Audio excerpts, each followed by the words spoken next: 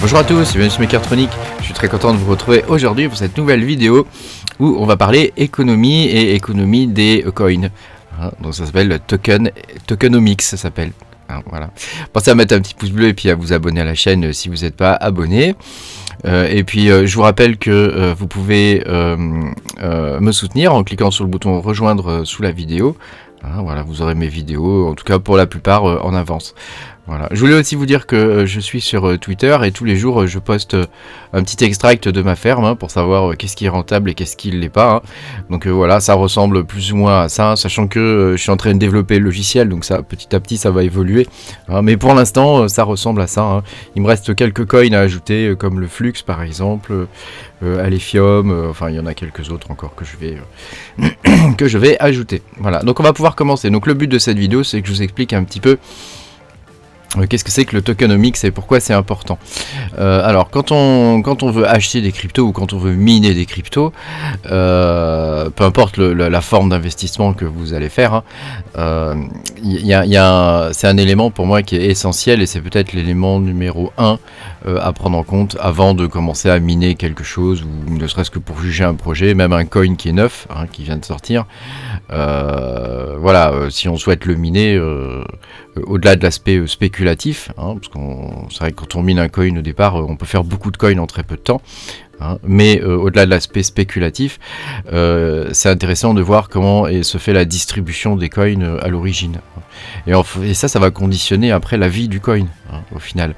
Puisque si vous avez une entreprise par exemple ou une fondation qui détient plus de 50% des coins, vous doutez bien qu'ils ont un pouvoir énorme sur le prix du coin, ils peuvent le dump quand ils veulent. Donc voilà, ce que je vous propose c'est de regarder un petit peu comment tout ça s'articule et comment nous on peut tirer notre épingle du jeu, ce qui est intéressant et ce qui ne l'est pas. Donc il y a un site qui est très bien qui s'appelle Messari.io qui permet d'avoir énormément d'informations sur les coins. Bon, c'est que pour les coins un petit peu déjà établis, quoi. C'est-à-dire que vous n'aurez pas d'informations par exemple sur le Radiant ou même sur le Kaspa, je ne sais pas s'il y en a. Donc, mais disons que voilà, pour des coins qui sont déjà connus, c'est intéressant et je vais vous montrer ça, comme ça vous permet de voir un petit peu comment ça fonctionne. Donc souvent ces coins là, alors la plupart déjà vous allez voir ils sont en proof of stake et donc bon ça c'est un choix. Vous allez voir que la plupart de ces coins ils font ce qu'on appelle un IDO, c'est-à-dire un ICO. Enfin voilà, grosso modo ils permettent ils vendent au départ des coins aux investisseurs à des prix qui sont bradés et avec ça, ça leur permet de se financer. Soi-disant. Donc vous voyez, il y a par exemple pour ADA, donc pour ADA Cardano, vous voyez, il y a eu plusieurs tranches de ventes. Alors là, c'est des ventes publiques.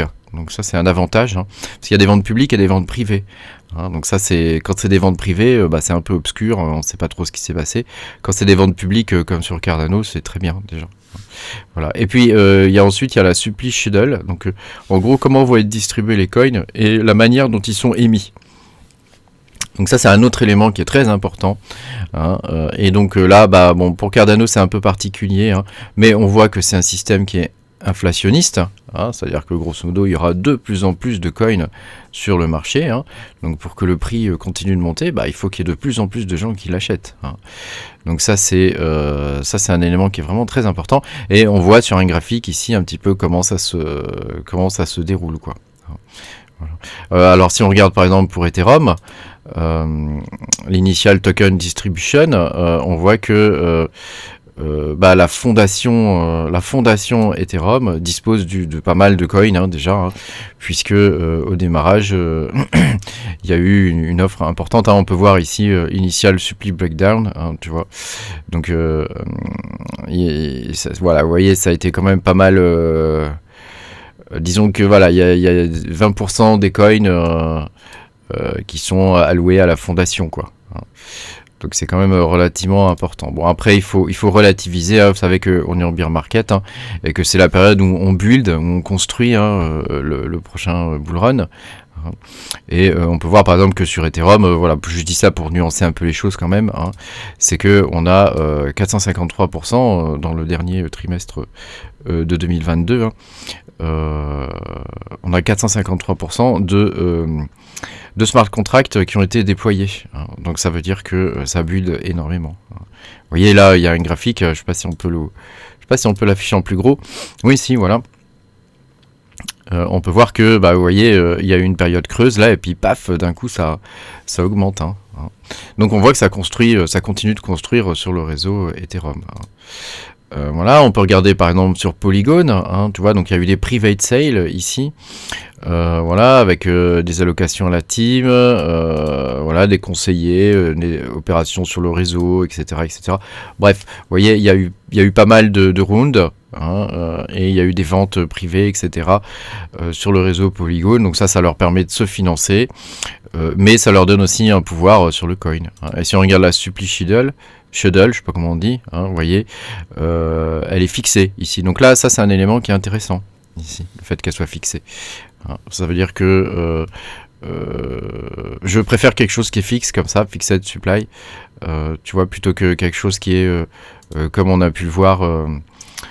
Par exemple sur l'Ethereum où c'est inflationniste, tu vois. Donc bon, c'est censé baisser sur l'Ethereum, mais c'est pas vraiment le cas en vrai.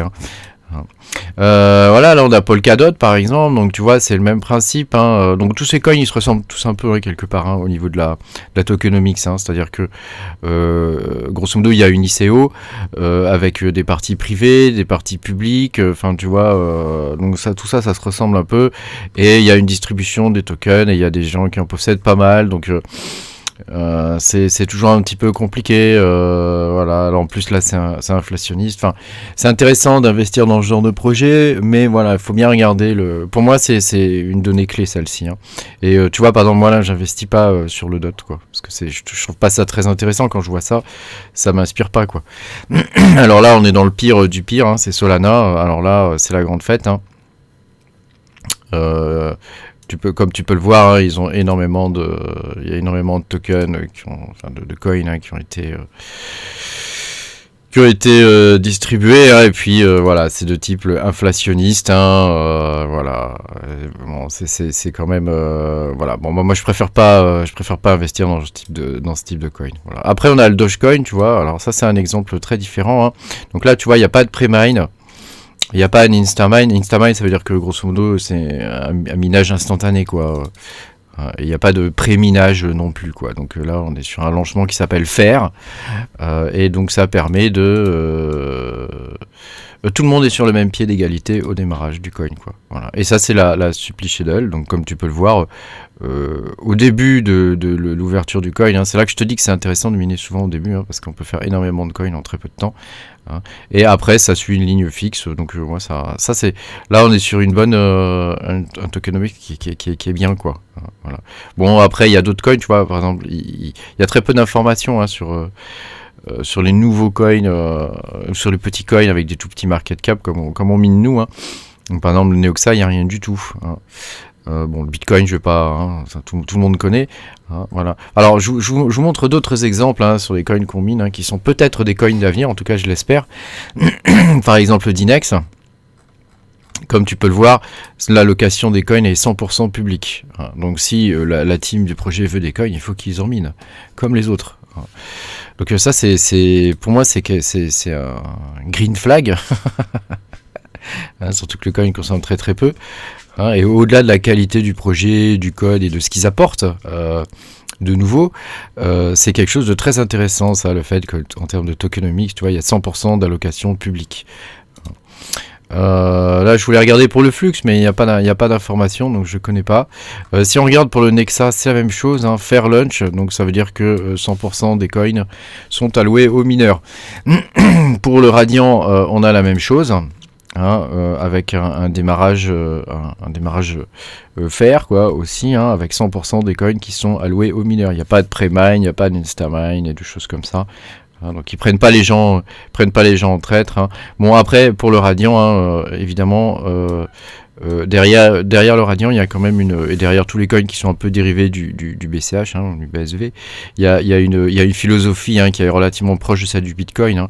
Donc, tu vois, eux, ils préviennent bien, hein, sur leur site que c'est un coin qui n'est pas destiné aux investisseurs, ni au fait de vouloir faire des profits, hein. Donc ça, ils ont prévenu les gars, quoi, hein. Voilà. Il est très joli leur site, hein. Il est vraiment très joli. Voilà, je voulais vous partager un petit peu ces aspects-là, hein, ces aspects-là sur les coins, parce que c'est quelque chose, quand tu découvres un nouveau coin, intéresse-toi toujours à est-ce qu'il y a eu un pré-mine. Donc là je parle pour nous mineurs, hein, est-ce qu'il y a eu un pré-mine, est-ce qu'il y a eu un instamine, et le fait qu'il te le marque sur le site internet, c'est pas forcément sur l'explorer de la blockchain. Il faut aller voir sur l'explorer de la blockchain, en fait, parce que il faut pas toujours croire ce qu'on te dit, hein, il faut aller voir l'explorer. C'est pour ça que l'explorer, c'est très important, hein. Il faut vérifier qu'il n'y ait pas des gens qui ont commencé à miner avant tout le monde, hein, et qui se sont fait la masse de coins pendant que toi tu galères derrière à en miner 2000, tu vois, hein. Donc c'est toujours des informations qu'il faut vérifier, et c'est des informations qui sont très importantes pour la vie future du coin, hein. Donc après, comme je te dis, il y a un autre élément à prendre en compte, hein, c'est la façon dont les coins vont être distribués dans le temps. Alors par exemple pour Ergo, ça a changé récemment, hein, il y a quelques mois, hein, puisque tous les 3 mois désormais il y a une réduction de 3 Ergo sur le bloc, hein, sur le reward du bloc. Donc tu vois, ça c'est quelque chose qui est pour moi c'est très bullish, quoi. Par contre tu vois des coins où il y a énormément de pré-mine, où c'est géré par une fondation ou par un développeur unique, tu vois, des choses comme ça. Là on est sur des red flags pour moi. On est sur des red flags, tu sais jamais vraiment ce qu'ils vont faire. Ils peuvent très bien dump le coin à un moment donné où il est à son top ou à son maximum, quoi, hein. Donc voilà, je voulais te partager tout ça parce que c'est des choses que je trouve importante quand tu dois investir de l'argent pour acheter soit un coin en proof of stake, hein, soit miner directement le coin. Voilà, c'est quelque chose qui est vraiment important, puisque ça va déterminer dans l'année ou dans les 2 à 3 ans qui vont venir le prix, hein, quelque part, hein, du coin, hein. Si par exemple il y a trop de mineurs, bon, il y a trop de mineurs qui vendent, parce que le fait qu'il y ait beaucoup de mineurs, c'est pas très grave, mais si c'est beaucoup de mineurs qui vendent, là ça peut poser souci, hein, sur un coin. Il faut qu'il y ait une demande en face, hein. Après c'est toujours une question d'offre et de demande, hein. Mais si déjà à l'origine les informations sur l'économie du token elle est biaisée, comme tu peux le voir ici là, bah fatalement voilà, le pire c'est Solana, hein. C'est terrible Solana, hein. Alors là on est sur DOT. Solana c'est terrible, hein. Moi je me dis ils prennent les gens pour des cons. Il n'y a pas d'autre mot, quoi. Ils prennent les gens pour des cons. Bon après voilà, hein, chacun se fait son propre avis, hein. Moi j'ai jamais investi dans Solana ni rien, mais pourquoi pas, hein, je veux dire, si quelqu'un fait ça de façon purement spéculative, et que c'est pas un investissement long ou moyen terme, ça pose pas trop de soucis, on s'en fout complètement de la tokenomics, quoi, hein. Par contre, si c'est un investissement long terme ou si c'est un minage que tu vas faire maintenant et que tu penses que dans 2-3 ans le coin aura pris énormément de valeur, là ça peut être intéressant, hein. Ça peut être très intéressant. Il y a le Caspa aussi, dont j'ai pas parlé, hein, qui est en fer aussi, hein, donc il n'y a pas de pré-mine, il n'y a pas de choses comme ça. Et donc ça, pour moi, c'est des green flags. Je veux dire, on peut, en tant que mineur, on peut, quand on voit ça, si le projet derrière, évidemment, est intéressant, parce que ça, c'est qu'un aspect de l'étude d'un projet, je veux dire, c'est bon, on peut le miner, quoi, hein. Voilà, n'hésitez pas à me dire ce que vous pensez, vous, de tout ça, hein. Alors, je sais que ça peut paraître compliqué à certains, mais en fait, c'est relativement simple, hein. Grosso modo, c'est est-ce que les mecs, ils ont des tokens au départ avant tout le monde? Est-ce qu'ils ont des coins au départ avant que nous, on commence à miner, ou avant que les coins commencent à être vendus au grand public? Est-ce qu'ils en ont déjà vendu à d'autres gens avant? Tu vois, c'est simple. Est-ce que nous, petits investisseurs, on est niqués ou pas, hein, là-dessus? Est-ce qu'ils essaient de nous la faire à l'envers ou pas, hein? Donc c'est grosso modo, c'est pas plus compliqué que ça, quoi, hein. Faut pas aller chercher midi à 14h, hein. Voilà. Merci beaucoup d'avoir regardé cette vidéo. N'hésitez pas à me dire ce que vous pensez de tout ça dans les commentaires. J'essaie de répondre à tout le monde, hein, comme d'habitude. Et puis voilà, pensez à me mettre un petit pouce bleu et à vous abonner à la chaîne si vous n'êtes pas abonné. Et puis je vous dis à bientôt. Salut!